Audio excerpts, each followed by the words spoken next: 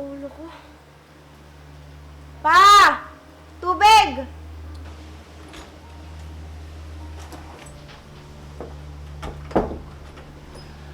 Ay, nako. Ito talagang batang to. Sakit talaga ng ulo ko. Oh, ito. Tubig.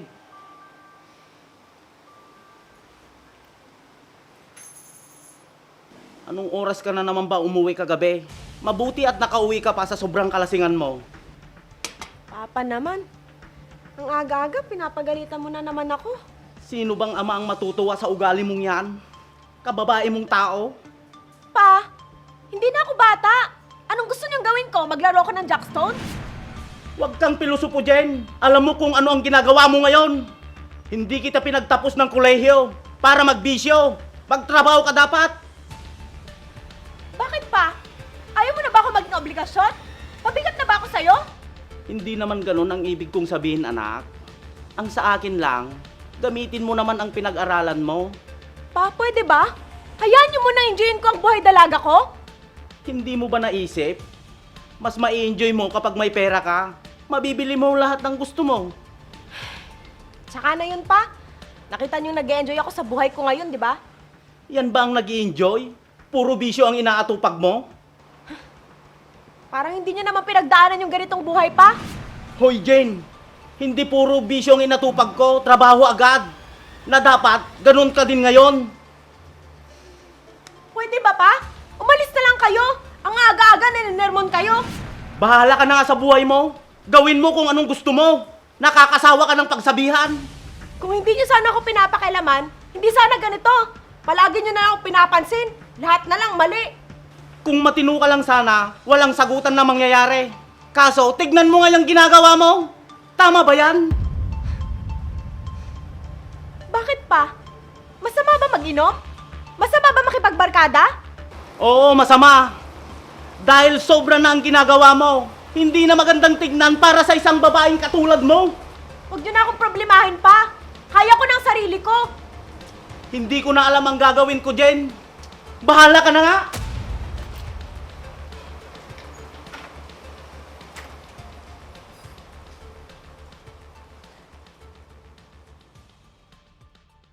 Ate Kai? Ate Kai? O, Berto. Ate Kai, may sasabihin sana ako sa'yo. Tungkol sana sa pamangkin mo. Pamangkin ko? Si Jen? Bakit? Ano nangyari sa kanya? Ate, alam mo naman, buhat nung nakapagtapos siya. Puro bisyo na lang ang ginagawa niya. Naku, akala ko naman kung normal lang na paglabas-labas at pakikipagkaibigan ang ginagawa ng batang yon. Ate, hindi ko na siya kayang pagbawalan. Magaling na rin siyang sumagot-sagot. Ano?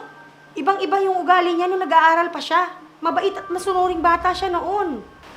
Noon yun, ate, masyado na siyang na-impluensyahan sa mga kaibigan niya. Sige, susubukan kong pagsabihan at pangaralan siya, Berto. Sana lang makinig siya sa akin. Maraming salamat, ate. Pwede bang doon ka muna sa bahay para masubaybayan mo siya? O sige, Berto, walang problema. Pero bukas na ako pupunta sa inyo para maigayak ko yung mga gamit na dadalhin ko. Maraming salamat talaga, ate. Sige, mauna na ako. Sige.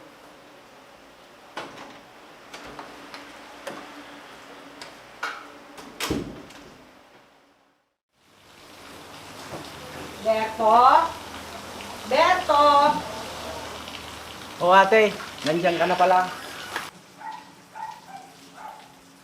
Bakit parang hindi yata naglilinis si Jen sa bahay nyo? Ibang-iba nung nabubuhay pa yung mama niya. Sinabi mo pa, hindi na naman nga umuwi kagabi. Hanggang ngayon, wala pa siya. Hindi ka ba nag-aalala sa kanya, Berto? Lalo na pag hindi siya umuwi? Ay nako ate, sanay na ako doon. Nandun lang yun sa mga barkada niya. Lasing pag ganyang hindi nakakauwi. Si Jacob yun ah. Jacob! O tito, bakit? Sino siya, Berto? Kasabayan ni Jen nung college at kaibigan niya ngayon. Ah, saan ang punta mo ngayon? Hindi mo pa kasama si Jen? Naku, Matagal na ho akong hindi sumasama sa kanila. Wala po kasi mangyayari kung puro barkada at bisyo nga atupagin ko. Naghahanap po ako ngayon ng trabaho. Akala ko kasama mo sila kagabi, Jacob. Naku, Tito, pinipilit po nila ako kagabi. Pero alam ko magiinom sila, kaya tumanggi na lang ako. Kaya naman pala hindi na naman umuwi si Jen kagabi. Tama ka nga, Berto. Lasing na naman yon. Kung katulad sana ni Jacob ang isip nun, Jacob, pwede bang puntahan mo siya kung saan sila nag-inom ng ibang kaibigan niya?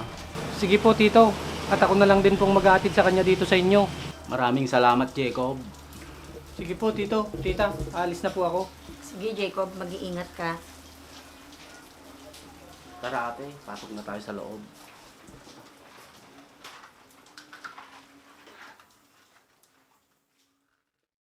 Tita? Tito? Ay naku Jacob, pakihiga mo na lang siya dito. Anong nangyari dito sa bakal to?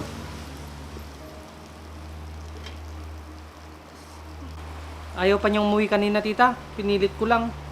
Ano nang nangyari dito sa batang to? Puro na lang bisyong inatupag. Hindi ko po alam, Tita. Napakatalino pa naman yan nung nag-aaral kami.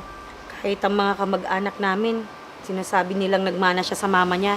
Napakabait at napakatalino. Nakakapagtaka lang kung bakit biglang nagbagong ugali ng batang to. Magbabago rin po yan. Kailangan lang po siguro niyang taong mangangaral sa kanya. Tama ka nga siguro Jacob. Kaya nga nandito ako para subukan. Hindi na rin po ako magtatagal, Tita. Uuwi na rin po ako. Maraming salamat Jacob.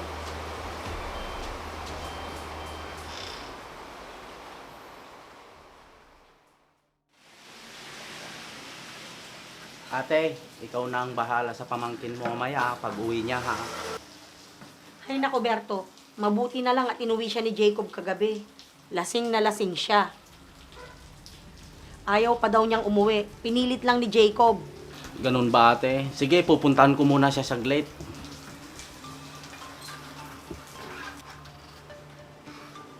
Hoy Jane, gumising ka nga dyan. Anong oras ka na naman umuwi kagabi? Ano ba yan pa? Umalis na nga kayo? Ang tigas talaga ng ulo mo. Hindi na kita kayang pagbawalan. Bakit ba pinapakialaman niyo ako? Mas mabuti na lang siguro umalis ako dito sa bahay na to. Jen, ano ba yan? Berto, sige na. Ako nang bahalang kumausap dito sa batang to. Sige ate, salamat.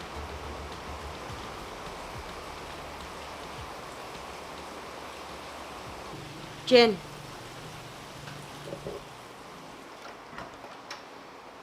Pwede ba tayong mag-usap? Pasensya ka na, Jen. Pero hindi ko gusto yung pagsagot-sagot mo sa papa mo. Eh kasi po tita, araw-araw na lang po na puro galit ang nanggigising sa akin. Nakakarindi na po kasi. Naisip mo ba, Iha, kung bakit araw-araw kang pinapagalitan ng papa mo? Isipin mo.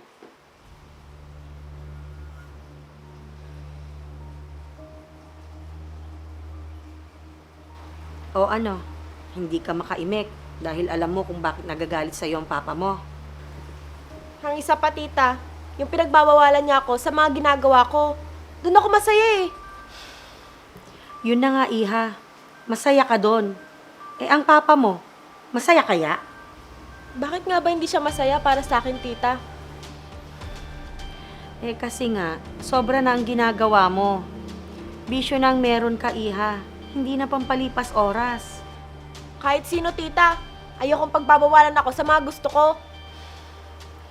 Iha, tanong ko sa'yo, sino ang makapagbabawal sa isang taong sariling kaligayahan lamang niya ang gusto? Walang kahit na sino, Iha, kundi sarili mo lang ang makapagbabawal sa sarili mo din. Kaya sana, alam mong limitahan ang mga nais mong gawin. Bakit naman po tita? Dahil hindi maganda ang sobra, Iha. Kadalasan, nagdudulot ito ng masama sa atin. Tulad na lang ng pag-inom ng sobra. Sa tingin mo, nakakabuti ito sa'yo? Yan ang dahilan kung bakit nagagalit lagi ang papa mo sa'yo. Sa tingin mo, Jen, tama ba na gawin mo ang ganon? Wala kang magandang patutunguhan kung ipagpapatuloy mo yan. Kaya kung ako sa'yo, humingi ka ng tawad sa papa mo. Tama po kayo tita. Nahiya na po tuloy ako kay papa. Isipin mo rin, tumatanda na ang papa mo. Darating ang araw, hindi na niya kayang magtrabaho at sa'yo na siya aasa. Tita, tama po kayo. Hindi ko po naisip yun.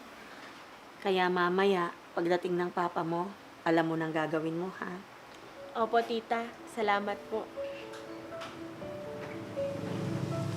Papa! Sorry po. Pangako, simula ngayon, magbabago na po ako. Salamat, ate.